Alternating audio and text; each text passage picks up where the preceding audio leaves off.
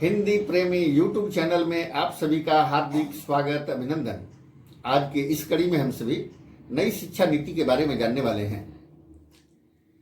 यह जो भारत सरकार ने अभी कैबिनेट के बैठक के बाद स्वीकृति प्रदान किया है, ये 36 वर्ष के बाद यह नई शिक्षा नीति लागू होगी।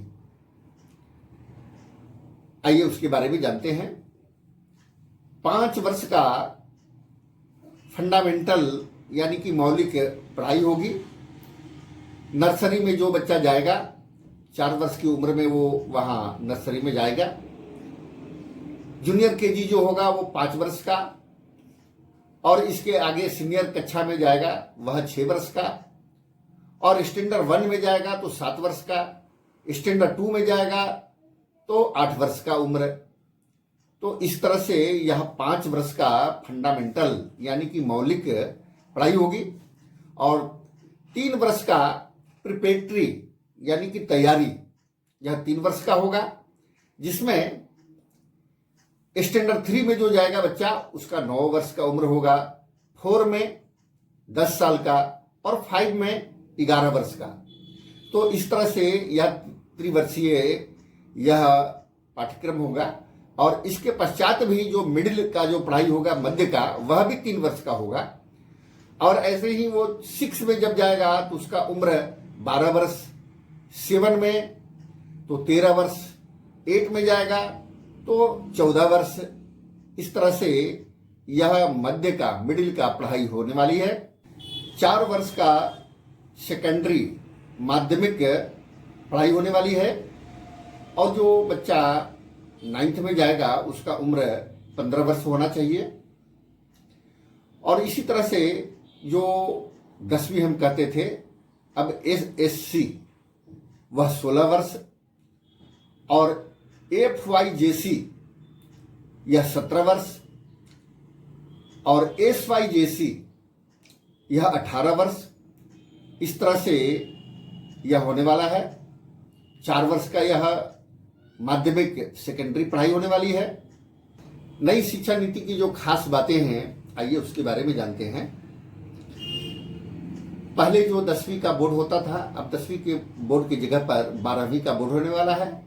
और कॉलेजों में जो MPhil की पढ़ाई होती थी वह बंद हो जाएगा, और कॉलेज की डिग्री अब 4 वर्ष की होने वाली है।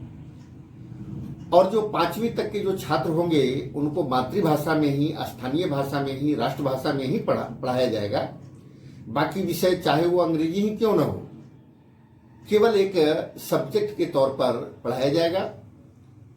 और इस तरह से अब 9वीं से 12वीं क्लास तक का जो सेमेस्टर में परीक्षा होगी, और स्कूली शिक्षा को 5+3+3+4 के फॉर्मूले के तहत पढ़ाया जाने वाला है। और वहीं अब कॉलेज की जो डिग्री 3 और 4 साल की होने वाली है, यानी कि ग्रेजुएशन पहले साल पर सर्टिफिकेट, दूसरे साल पर डिप्लोमा, और तीसरे साल पर डिग्री मिलने वाली है।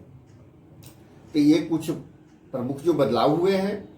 इसी तरह से 3 साल की जो डिग्री उन छात्रों के लिए है जिन्हें हायर एजुकेशन नहीं लेना है, और वहीं हायर एजुकेशन करने वाले छात्रों को 4 साल की डिग्री करनी होगी। और 4 साल की डिग्री करने वाले स्टूडेंट को 1 साल में MA हो जाएगा, वो कर सकते हैं।